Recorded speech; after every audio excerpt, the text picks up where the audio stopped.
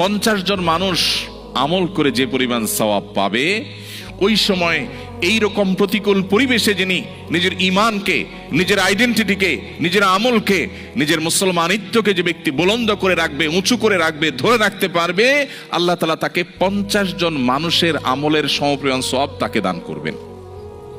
তিনি নামাজ পড়বেন 1 রাকাত, সওয়াব পাবেন 50 রাকাতের।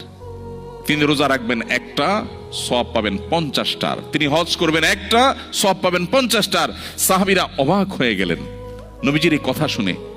তখন তো সেরকম কোনো পরিবেশ ছিল না, ঈমানের জন্য অনুকূল পরিবেশ ছিল মদিনাতে। নবী করিম সাল্লাল্লাহু আলাইহি ওয়াসাল্লাম এই কথা শুনে তারা জিজ্ঞাসা করলেন, হে আল্লাহর রাসূল, আপনি যে বলছেন তখনকার মানুষেরা প্রতিকূল পরিবেশে ঈমানের উপরে টিকে থাকতে পারলে একজনে 50 জনের সওয়াব পাবে, সেই 50 জন কি আমাদের 50 জন নাকি তাদের সময়ের 50 জন?